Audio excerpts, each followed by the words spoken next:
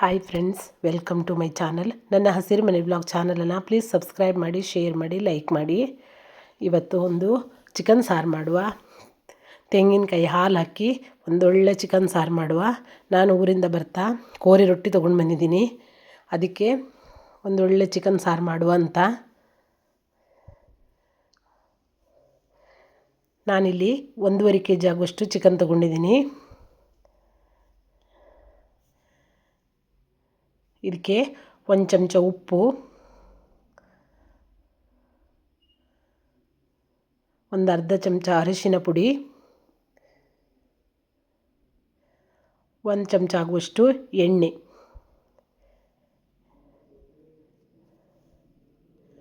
ಇವು ಮೂರನ್ನು ಹಾಕಿ ಚೆನ್ನಾಗಿ ಮಿಕ್ಸ್ ಮಾಡಿ ಇಟ್ಕೊಳ್ಳುವ.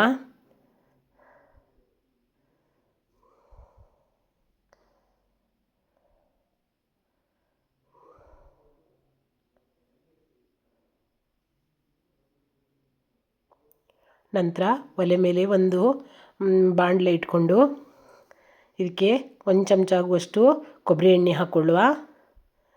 ನಂತರ ಇದಕ್ಕೆ ಒಂದು 10 ಎಸಳು ಬೆಳ್ಳುಳ್ಳಿ, 1 ಈರುಳ್ಳಿ ಹಾಕ್ಕೊಂಡು ಚೆನ್ನಾಗಿ ಫ್ರೈ ಆಗಬೇಕಿದು. ಇದು ಮಸಾಲೆಗೆ ಇದು. ನಂತರ ಇಲ್ಲಿ ನಾನು ಒಂದು ಇಡೀ ತೆಂಗಿನಕಾಯಲ್ಲಿ ಅರ್ಧ ಕಡಿಯಷ್ಟೇ ತೊಗೊಂಡಿದ್ದೀನಿ. ಯಾಕಂದರೆ ನಾನು ಇಡೀ ತೆಂಗಿನಕಾಯ್ದು ಹಾಲು ತೊಗೊಂಡಿದ್ದೀನಿ, ಅದಕ್ಕೋಸ್ಕರ ಸ್ವಲ್ಪ ತೊಗೊಂಡಿದ್ದೀನಿ ತೆಂಗಿನಕಾಯಿ ತುರಿ. 1/2 ಚಮಚ ಅರಿಶಿನ ಹುಡಿ, 1 ಚಮಚ ಗರಂ ಮಸಾಲ ಪುಡಿ, 1 ನೆಲ್ಲಿಕೆ ಗಾತ್ರದಷ್ಟು ಹುಣಸೆ ಹುಳಿ, ಇಷ್ಟನ್ನು ಹಾಕಿ ಚೆನ್ನಾಗಿ ಮಿಕ್ಸ್ ಮಾಡುವ. ನೋಡಿ, ಚೆನ್ನಾಗಿ ಫ್ರೈ ಆಗಬೇಕು. ತೆಂಗಿನಕಾಯಿ ತುರಿ ರೋಸ್ಟ್ ಆಗಬೇಕು. ಇದಕ್ಕೇ ಒಂದು 20 ಬ್ಯಾಡಗಿ ಮೆಣಸಿನ್ಕಾಯಿ, 1-2 ಚಮಚ ಆಗುವಷ್ಟು ಕೊತ್ತಂಬರಿ ಬೀಜ,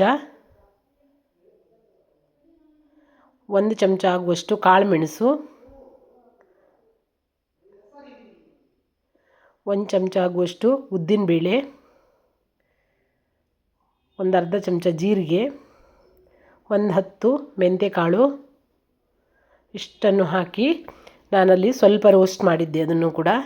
ಈಗ ನಾವು ಗ್ರೈಂಡರಿಗೆ ಹಾಕಿ ರುಬ್ಕೊಂಡು ತಗೊಂಡು ಬರುವ.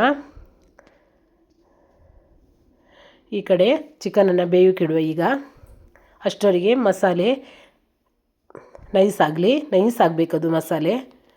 ನೋಡಿ, ನಾನು ಇಲ್ಲೊಂದು 2 ಚಮಚ ಆಗುವಷ್ಟು ತೆಂಗಿನ ಎಣ್ಣೆ ಹಾಕ್ಕೊಂಡಿದ್ದೀನಿ. ನಂತರ ಇದಕ್ಕೆ ಒಂದು 10 ಎಸಳು ಬೆಳ್ಳುಳ್ಳಿ ಚಚ್ಕೊಂಡು ತೊಗೊಂಡು ಬಂದಿದ್ದೀನಿ, 2 ಈರುಳ್ಳಿ. ಇದನ್ನು ಚೆನ್ನಾಗಿ ಫ್ರೈ ಮಾಡುವ. ಇದಕ್ಕೆ 1 ಚಮಚ ಶುಂಠಿ ಬೆಳ್ಳುಳ್ಳಿ ಪೇಸ್ಟ್ ಹಾಕ್ಕೊಳ್ಳುವ.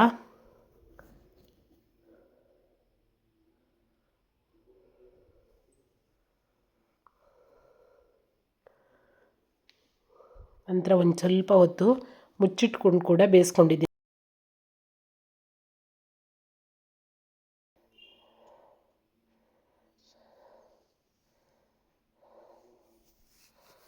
ನಂತರ ಇದಕ್ಕೆ ಚಿಕನನ್ನು ಹಾಕ್ಕೊಂಡು ಬಿಡುವ.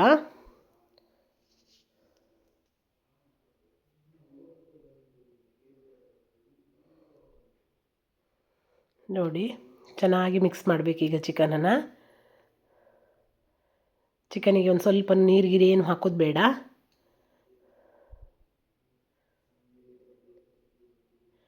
ಹಾಗೆ ಫ್ರೈ ಆಗಲಿ.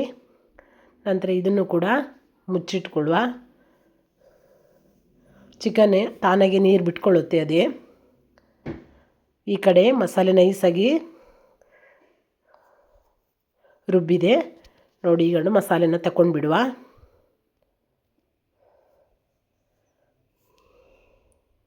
ನೋಡಿ ಎಷ್ಟು ಚೆನ್ನಾಗಿ ಬಂದಿದೆ ಅಂತ ಮಸಾಲೆ. ಇಲ್ಲಿ ಈ ಕಡೆ ಚಿಕನು ಕೂಡ ಕುದೀತಾ ಇದೆ.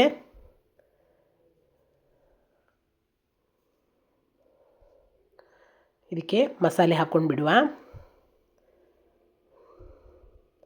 ನಾನಿಲ್ಲಿ ತೆಂಗಿನಕಾಯಿ ಹಾಲಿಂದ ಮಾಡುವಂಥ ಚಿಕನ್ ಸಾರು ಅಂತ ಹೇಳಿದ್ದೀನಿ. ನಾನು ಇಲ್ಲಿ 1 ಇಡೀ ತೆಂಗಿನಕಾಯಿ ತಗೊಂಡು ಅದನ್ನು ರುಬ್ಬಿ ಹಾಲು ತೆಗೆದು ಇಟ್ಕೊಂಡಿದ್ದೀನಿ. ನೋಡಿ ಎಷ್ಟು ಚೆನ್ನಾಗಿ ಬಂದಿದೆ, ದಪ್ಪ ಹಾಲು ಬಂದಿದೆ. ಈಗ ಸಾರು ಒಳಗೆ ಹಾಕಿ ಸೇರಿಸ್ಬಿಡುವ ಇದನ್ನು. ಇದು ನೋಡೋದಕ್ಕೆ ನಾವು ಹಾಕುವಾಗ ಸ್ವಲ್ಪ ತೆಳು ಅನಿಸುತ್ತೆ ಸಾರು ಕುದ್ದ ಮೇಲೆ ಕರೆಕ್ಟ್ ಹದಕ್ಕೆ ಬರುತ್ತೆ. ಇದು ತುಂಬಾ ಟೇಸ್ಟಿ ಆಗುತ್ತೆ ಈ ಚಿಕನ್ ಸಾರು. ಇದು ಕೋರಿ ರೊಟ್ಟಿ, ಅನ್ನ ಯಾವುದ್ರ ಜೊತೆ ಬೇಕಿದ್ರೂ ತಿನ್ಬೋದು. ಇಡ್ಲಿ ಎಲ್ಲದ್ರ ಜೊತೆ ಚೆನ್ನಾಗಿರುತ್ತೆ. ನಾನಿಲ್ಲಿ ಒಂದು ಅರ್ಧ ಕಪ್ ಆಗುವಷ್ಟು ಪುದೀನ ಸೊಪ್ಪು ಹಾಕಿದ್ದೀನಿ. 1 ಕಪ್ ಆಗುವಷ್ಟು ಕೊತ್ತಂಬರಿ ಸೊಪ್ಪು ಕೂಡ ಸೇರಿಸಿದ್ದೀನಿ.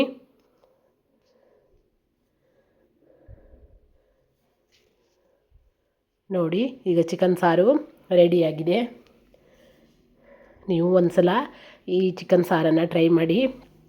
ತೆಂಗಿನಕಾಯಿ ಹಾಲು ಹಾಕಿ ಚಿಕನ್ ಸಾರು ಮಾಡಿ ತುಂಬಾ ಟೇಸ್ಟಿಯಾಗಿರುತ್ತೆ.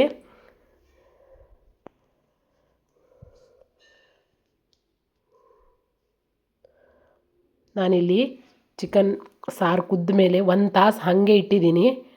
ನೋಡಿ, ಈಗ ತೆಗಿತಾ ಇದ್ದೀನಿ. ನೋಡಿ ಎಷ್ಟು ಚೆನ್ನಾಗಿ ಬಂದಿದೆ ಅಂತ. ನಾನು ಕೋರಿ ರೊಟ್ಟಿ ಜೊತೆಗೆ ಸಾರು ಹಾಕಿ ತಿಂತಾಯಿದ್ದೀನಿ. ತುಂಬಾ ಟೇಸ್ಟಿಯಾಗಿರುತ್ತೆ. ನೀವು ಒಂದು ಸಲ ಟ್ರೈ ಮಾಡಿ. ಮತ್ತೊಂದು ವಿಡಿಯೋದೊಂದಿಗೆ ಮತ್ತೆ ಸಿಗ್ತೀನಿ. ಬಾಯ್.